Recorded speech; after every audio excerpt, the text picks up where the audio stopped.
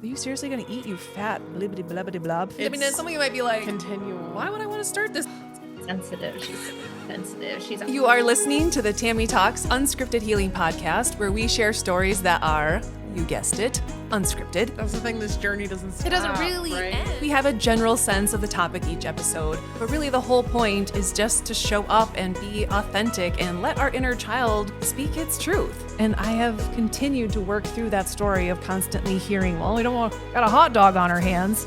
Yeah, guess what, Mr. Sabatsky, you do. So I'm so excited that you are here, and it is my hope that you hear yourself somewhere in the story so that way you can feel seen and heard as well.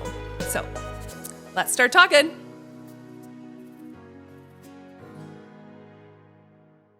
Before we start talking, I have to preface this next episode by giving you a little warning that the audio is not great. And here is why. So I got a new microphone. I wanted to play around with some things. And so I plugged it into my computer, not paying attention to settings or anything like that. I just wanted to see if I could get it to work because that's where I'm at with my tech savvy skills. And so I pulled up Zoom. I'm like, I'll just hit record and I'll just start riffing on this topic that I eventually want to talk about. Well, 37 minutes later, it never occurred to me that, hey, Tami, maybe you should stop talking because you have no intentions of sharing this episode anyway, because the quality is likely not going to be great, which it's not. But after I listened to it, I was like, there's no way I can replicate this message. There's no way I can replicate the emotions that came up for me because I really am unscripted. I show up to these things with some notes, but I didn't even have that this time. I literally just took the topic and ran with it. And so I thought, you know what, Tami, this is a great time to practice what you preach about showing up imperfectly imperfect and helping heal your inner perfectionist who thinks that she can only show up and do things if they're perfect. And that has been something I have been working on for years, and just being able to show up as I am, knowing that I'm going to make mistakes, knowing that things aren't going to be perfect. And it felt like an important opportunity to be able to practice what I preach and hopefully encourage all of you out there to just show up because the message is there. I'm still very much operating in my gifts. It's just the delivery isn't as smooth.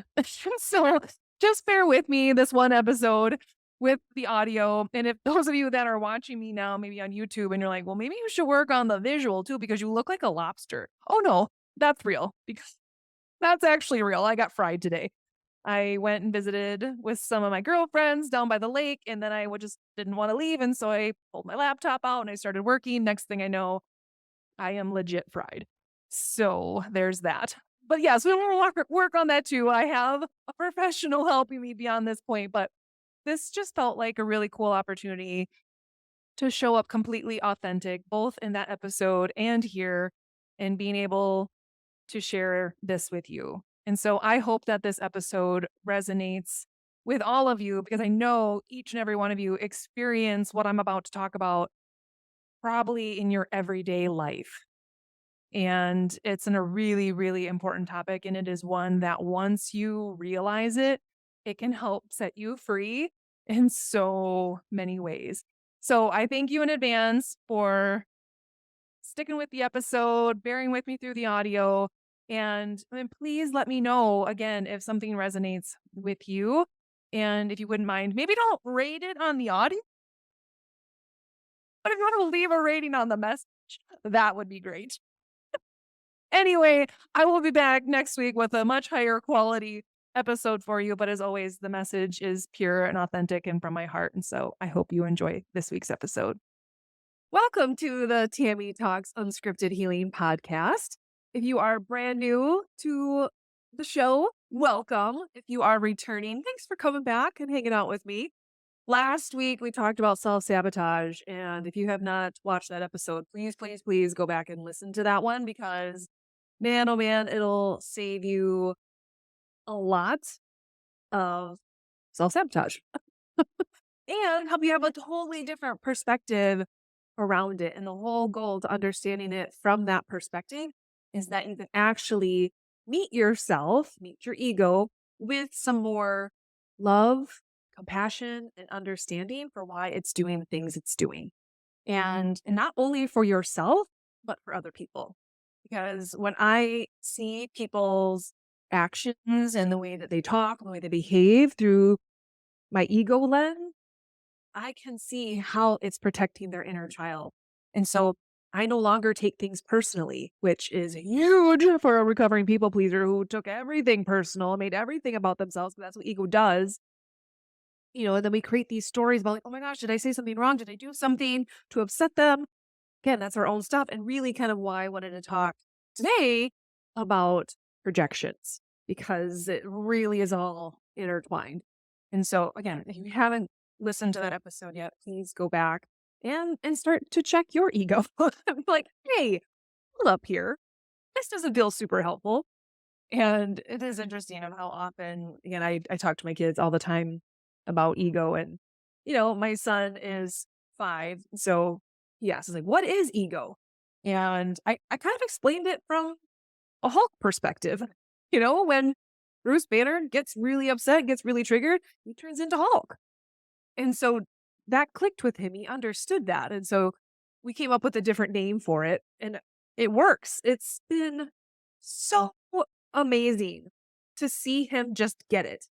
I can see, the anger rising when, his sister does something to him or his Lego breaks.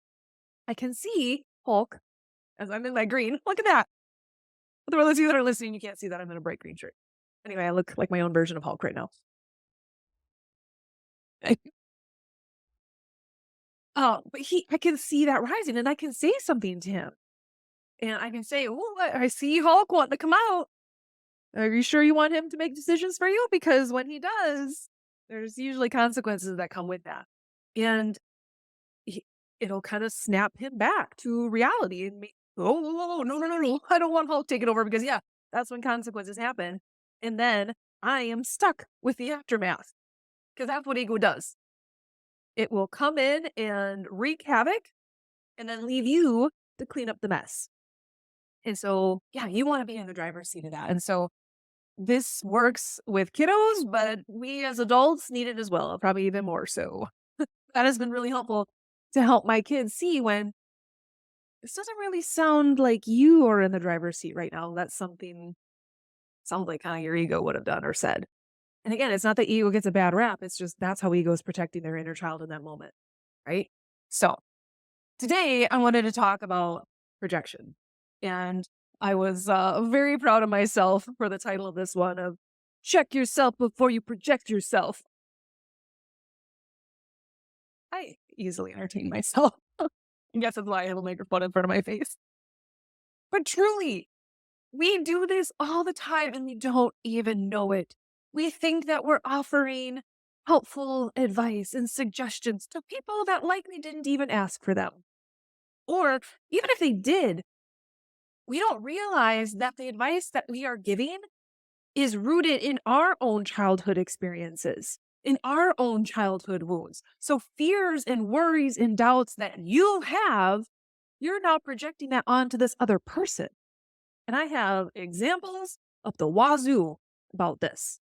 And if you are not like firm in your foundation of who you are and what you believe in and what feels in alignment for you, you will get fun in circles listening to everyone else's stuff. And this was very much me. Because, oh, sorry, it happens to me. I get little downloads and I get goosebumps and it's like all of a sudden it's like, oh, there's a story here. Oh, that resonated. Like that's how I know. Ooh, seriously, it's massive goosebumps here. Thank you. Because I have to go even further back. And I encourage you to do the same. So I had a very hard time making decisions for myself, trusting myself. Even something as simple as like, where do you want to go to dinner? I can't make a decision to save my life about that because I'm worried about like, well, what if the other person doesn't want to go there? People pleaser. I mean, this is so intertwined. It's so annoying, but it was my reality for so long. And sometimes that still creeps in, but I'm getting much better about that. But what I had recognized because I've done this work and really listened to my inner child and validated that story, it's like, why did I get so disconnected from my intuition? And this is where validation of your experience is so important and why you should never, ever, ever, ever, ever, ever, ever, let me stress that again, ever compare your story to someone else's. Because when you do that, you don't allow yourself to validate your own story, and your inner child is like, what the heck? Why? And that really actually feels like a form of abandonment when you don't. So please don't ever tell someone that, oh, so and so's got it worse, right? Or it could have been, so much better, worse, whatever. Please don't ever diminish someone else's experience. That is also how we project. I'm digressing. Let me go back. So when I validated my story and started to really look at why it was always so hard for me to make a decision for myself. Why did I always need to ask 18,000 other people about what I should do, what I should wear, where I should go, all of these things? I'm talking about little decisions, but I'm also talking about major life decisions. I never trusted myself to make those decisions. And now I know why. Because when you don't get validated as a kid, I have a crazy strong intuition. I sense people's energy. You can say something to me, but I'm not listening to just your words. I am reading your energy, your facial expressions, your body language, your tone. I'm analyzing all of that. It's like this weird matrix thing going on in my head. Like that's how I am. And probably there's a lot of you that probably are that way too, especially if you're an empath. That's kind of what you do. And so you see beyond someone's words. And so whether or not things are getting talked about. So if you grew up in the sweep it under the rug family, it's likely that your intuition, your feelings were never validated because you sensed something was wrong. You sensed maybe people were angry. You sensed that maybe people were sad, but no one ever talked about it. So your intuition is like, wait a second, so and so looks sad or mad, but yet they talk like everything is fine. They're acting like everything is fine. So it's really confusing as a kid to be like, what is going on here? I feel one way, but I'm seeing another thing. Like, this is not adding up.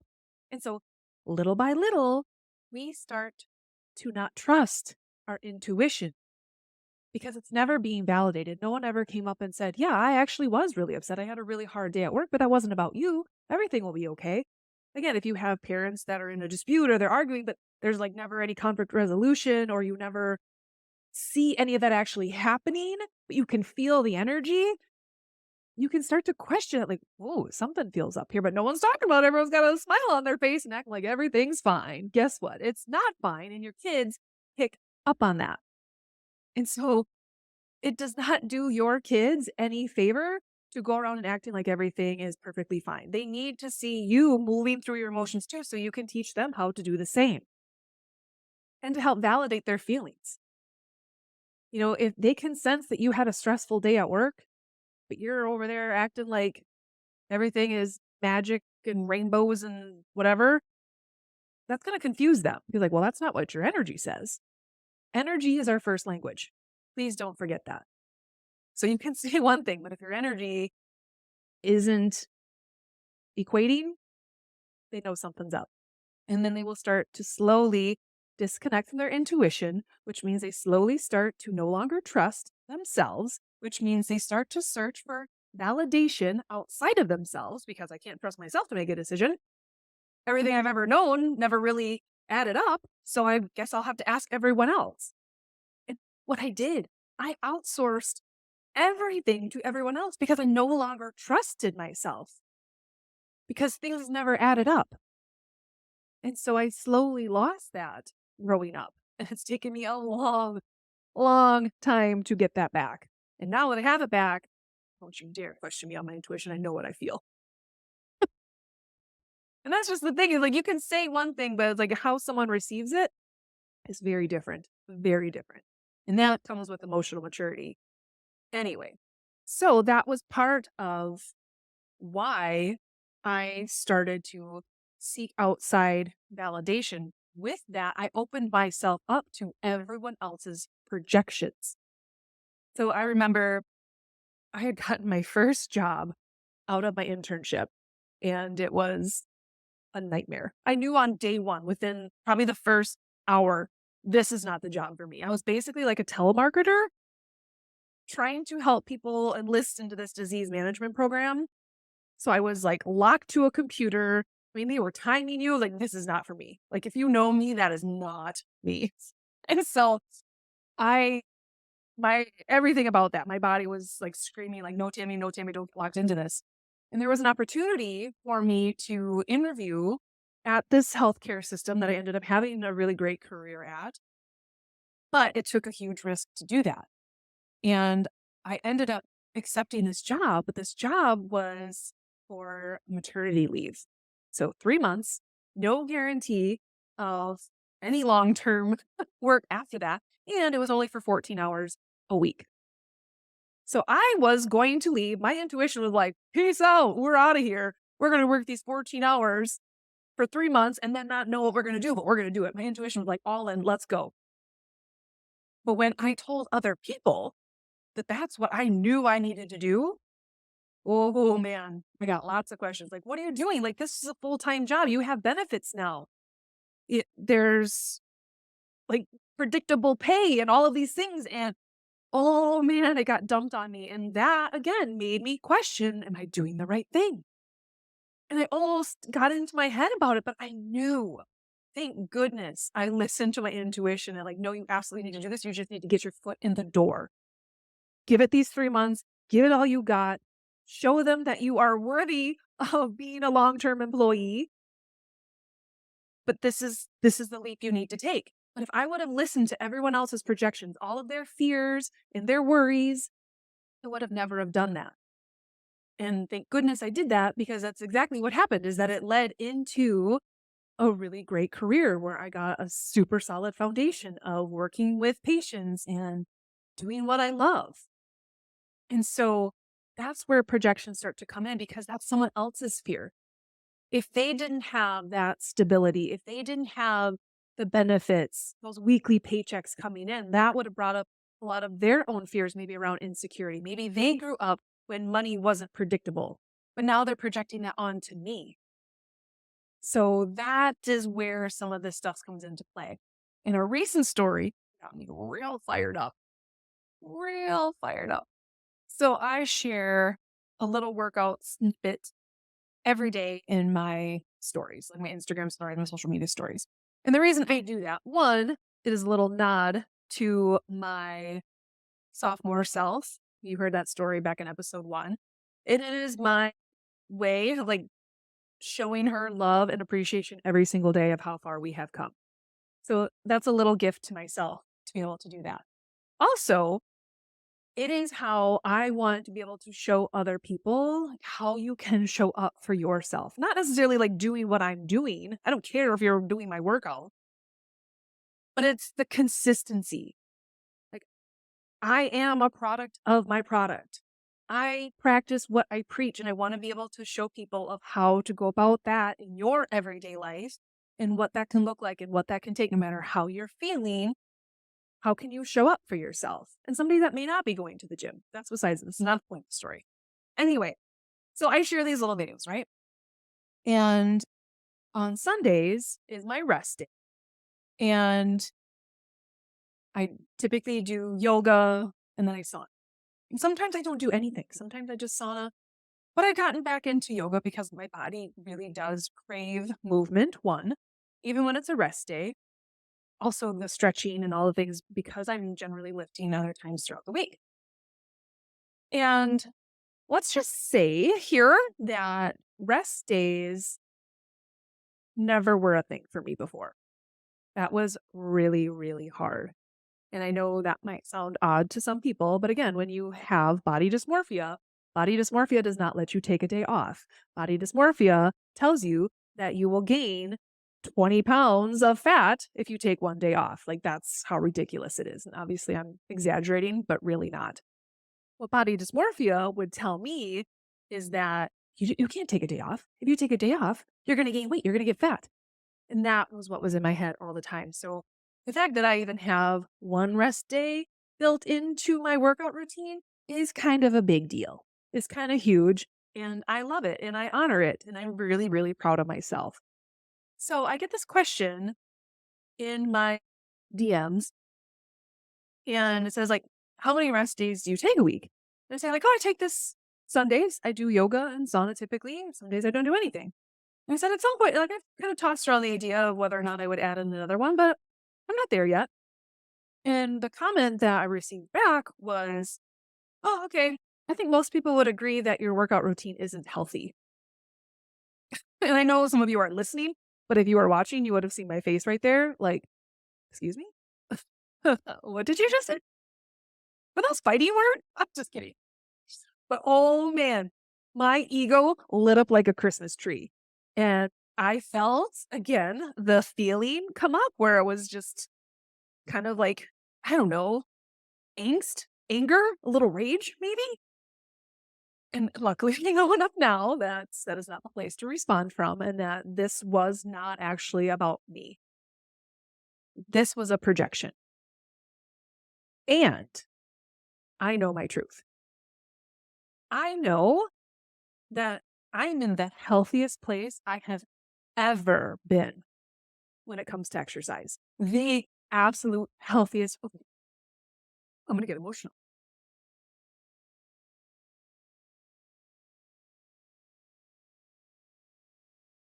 Ooh, sorry. I need a moment there. Huh. But it's true. I have never been in such a good place with my relationship with exercise because for most of my life, exercise was a punishment for how much I ate and how much I hated myself. And I am no longer there.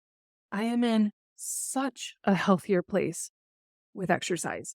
So that comment triggered the you know what out of me because what this person saw was through this tiny little lens, not knowing the full story, the full picture of me and what I have been through and my journey with exercise, my journey with my body. And maybe they know parts of it, but that was not about me.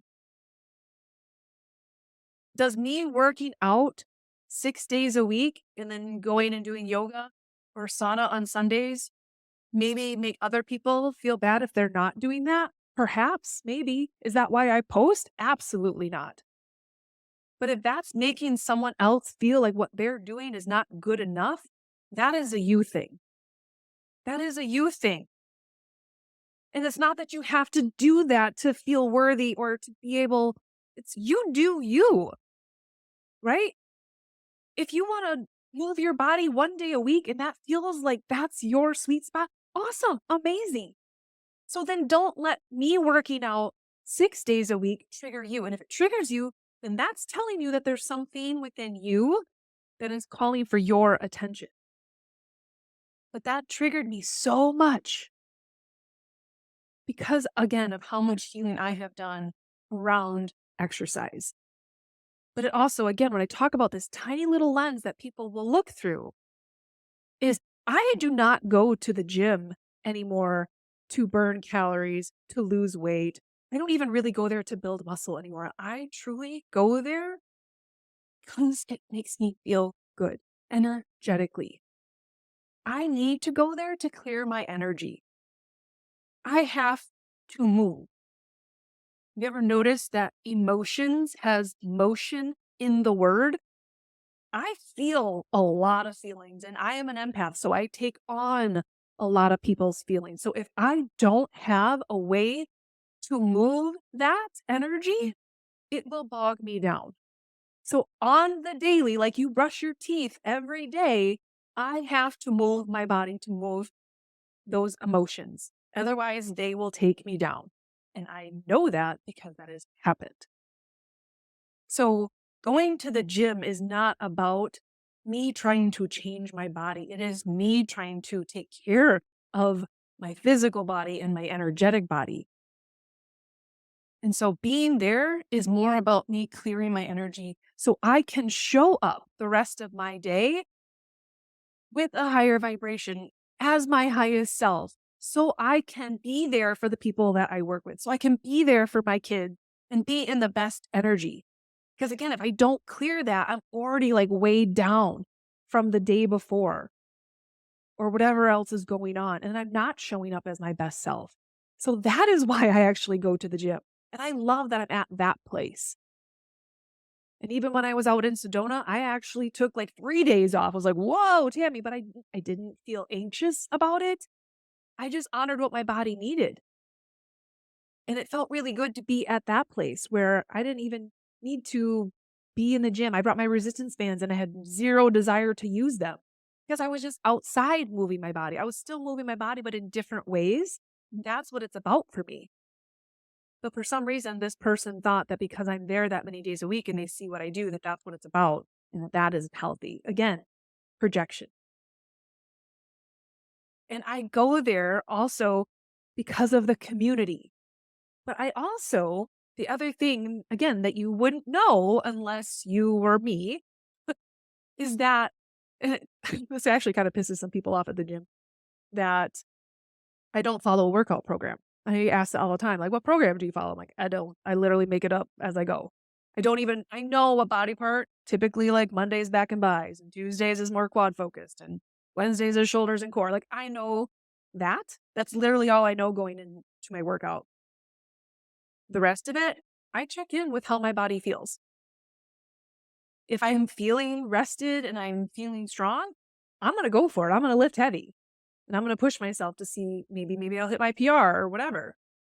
But if I'm checking in with my body and I'm not feeling super rested or just not feeling it, then I will do higher reps or play around with tempo. I will completely change it up based on how I feel because now I do things intuitively. Because the more I tried to control things in the past, whether it came to food or to workouts or whatever, guess who ended up sabotaging it? Me, or I should say my ego if you listened to last week's episode. And so that's been a huge shift for me. So me working out and lifting 6 days a week looks very different. I'm not in there lifting heavy every single day. I listen to my body now. I have gotten enough lessons, enough tests about that, that I am not learning that again. And it's one of those quotes like, if you don't listen to your body's whispers, it'll eventually scream. Yeah, my body has screamed at me plenty of times where I'm no longer learning that lesson.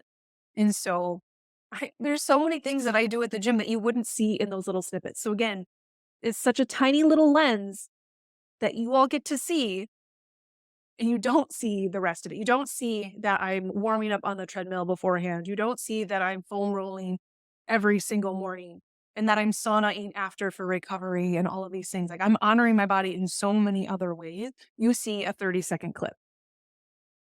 And again, not even knowing the mental stuff, the mental reasons I am there. That is truly why I am there. And so that was a projection that really got to me. But again, I thank goodness I have done this work because I was immediately able to detach from that. I shouldn't say immediately. I kind of held on to that one for a little bit. Asked my friend Zoe. It was like, okay, so I got to turn this into a podcast episode. She's like, yeah, I think you do, so you can get over it. But again, it's because there is so much emotion to it, like, because you don't know. And when people project, you don't always know what's going on behind the scenes in someone else's life. And it's very easy for us to project our own things onto other people. And you have to be really, really careful about that. And sometimes we think that the advice that we're offering, the help that we're suggesting, that it's helpful.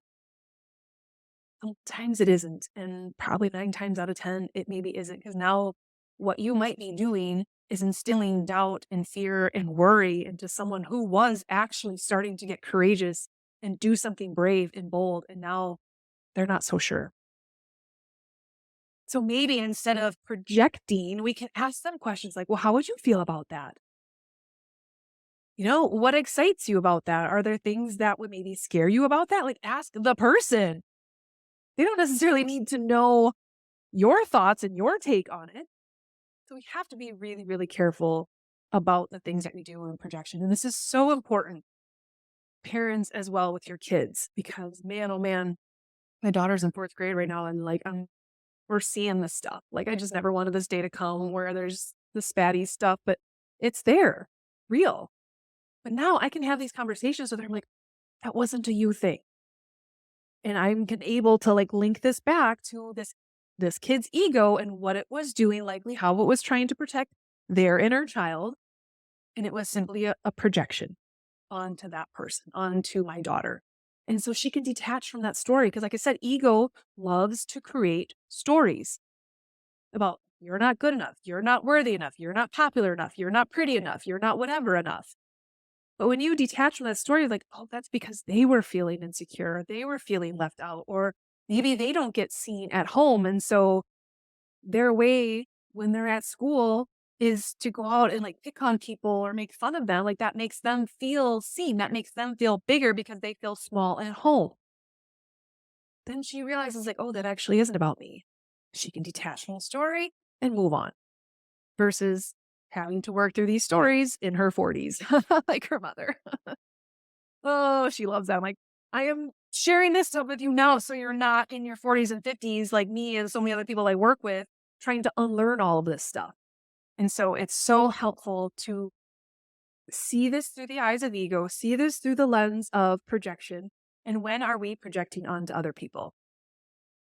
So next time you want to give advice. I know so many of you out there are the fixers, and that was likely how you got your needs met growing up. If you were doing everything for everyone else and making sure everyone else was okay growing up, you identify as a fixer. And so you might also then be a projector because we want to offer advice. We want to offer solutions and help and things. And sometimes we are going to get in the way of that person going through their own process, their own journey. And we have to think about this. And this is something that, a lot of the women that I worked with are very much that. And it comes from like a very like beautiful place in their heart, right? But it also comes from a wounded place because they have identified so much with my value is tied in how I help people. And if I'm not helping people, what good am I? Right? And meanwhile, they have forgotten how to help themselves. And so when we think about, again, these different types of projections, and what I've told them is you have to see it as you might be denying that person the gift of going through this themselves, going on their own healing journey, figuring this out. You might be denying them that gift if you swoop in too soon. And that's sometimes even with my kids. Like I can easily swoop in. If I see them starting to go at each other, it's easy for me to want to go in and break it up. And sometimes I let them figure it out. I let them kind of move through that because, and when they do, the calm after the storm is so much better than if I were to go in and try to fix things and make it all better. Like when they have to kind of work together and figure things out, like the kindness that comes after, I was like, whoa, okay. So remember that you might be denying someone the gift of going through their own stuff if you're always in there protecting. And so, because typically there's a lesson in everything, right? There's a gift in everything if you go find it, but you have to be willing to go find it. And if you swoop in too soon to try to save someone, you're denying them the gift of being able to save themselves. And so, what projections really are is your ego's way of keeping you from going in. It keeps everything on the outside. I'll project every fear and doubt and worry I have onto someone else. I'll put it out so that I don't have to look within. Because ego doesn't want you to look within. Because when you start looking within, oh boy, then you start healing and then you start changing and then ego loses control. And ego does not like to lose control because ego protected your inner child by establishing control. And if you were a kid who grew up without any sense of controlling your environment, things were completely unpredictable. You never knew when food was going to be on the table or if there was going to be new clothes or whatever it was. Or maybe you didn't know how a parent was going to come home, right? You didn't know how they're going to come home angry from work. You didn't know if they were going to come home drunk from work, whatever it was. Your ego said, I will try to control anything that I can because I can't control anything out here. And so that sometimes where like eating disorders come into place. That's the one thing you can control is food. And this goes beyond. And I know I'm getting real deep here and probably have to create a couple episodes based off of this one alone, but um, that's what it does. That's what projection is. Projection is ego's way of protecting itself. Ooh, ooh, I just got goosebumps. Write that one down. I've actually never said that before, but that's exactly what it is. That's exactly what it is. Your ego is trying to protect your inner child. Projections are your way of ego protecting itself because it knows if it keeps everything outside of yourself, if you're constantly looking outside of yourself for anything, for validation, for the next guru, for the next weight loss program, for the next whatever outside of yourself, the next self help book, everything is outside of yourself. When really all we need to do is turn within. Every answer you need is already within you. People like me are just there to help guide you to go find it and to help you work through ego's resistance to that. That's what I do. I am not a guru. I don't have a magic wand. I get to help you go within. I'm like holding the flashlight, taking you through this dark tunnel because I know ego's going to come out and try to scare you out of there. I'm like, no, not on my watch, ego. And so the ego projects to keep it all out. So then you don't have to feel the fear and the doubt and the worry yourself. You don't have to look at where those feelings are coming from for you because you feel like they're for these other people. When really what you need to do is turn within. And that scares ego a lot because that means that you'll end up changing. And now ego isn't running the show anymore. Ego is not driving my school bus anymore. I am. Ego's not directing my play anymore. I am. It had to learn how to take the back seat, which it was not a super fan of. And sometimes it still tries to creep in. Last weekend, it absolutely took over. I'll share that story another time. But I was so aware of it right after it happened. Like, oh my gosh, I was dysregulated before this even happened. And my ego was making all of these terrible choices this entire time. Okay. And I found myself wanting to project onto this other person to blame them because that would have been easier than me having to actually face what was going on. But I was able to connect those dots so quickly that it completely dissolved the situation because I could sense all of that happening. And so remembering that when we tried to project onto other people and offering advice or our concerns or our worries onto other people, and recognizing like, oh man, this is a me thing. Shoot. And again, we don't always want to go there. We don't always want to have to go inside because you don't know what you're going to find there. But I will tell you what, it may be hard going through that dark tunnel, but your inner child is on the other side saying like, this isn't so scary over here. We're just playing hide and seek. Like, come on over. Like, play. But you have to be willing to go through kind of that dark tunnel in order to get there. And again, that's why I love what I get to do is because I get to help people do that. And I'll share this story sometime about my father-in-law who gave me a headlamp for Christmas one year. And yeah, like he always knew. He always knew that that was going to be something I needed for myself, and that I was going to need to light my way through this really, really dark tunnel. But I know that he also knew I was going to end up helping a lot of other people do the same. And that's why I had this headlamp, is because I needed to show people the way. And that's the work that I do. So I'll share more about his impact on me and my journey someday. But as you can tell, the emotion coming up, he meant a lot to me and was a huge part of my journey and probably the catalyst of it, really. So, yeah, don't be afraid to go within. Catch yourself when you're projecting out and know that that is your opportunity to go with it. And just remember, check yourself before you project yourself.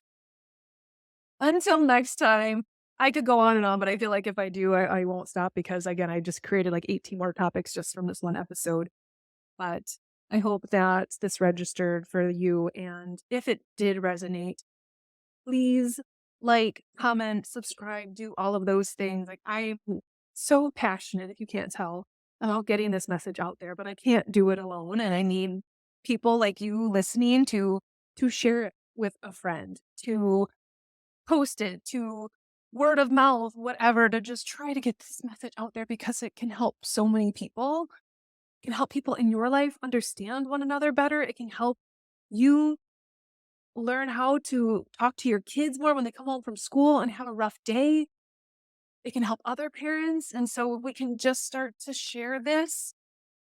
It would mean the world to me and little Tam Tam because we are trying real hard over here to get this message out and it takes a village. And so if these episodes are helping you in any way to feel seen and heard, know that there's someone in your life that probably needs to feel seen and heard as well. And simply sharing it on your social media or sending it to them privately or whatever it is, or just word of mouth. You never know how that could help someone else feel seen and heard, and validated in their life. So thank you so much for tuning in today. And I look forward to being back next week. So until then, again, check yourself before you project yourself. And please find something fun to do for your inner child this week. All right, I'm enough. Bye, everybody.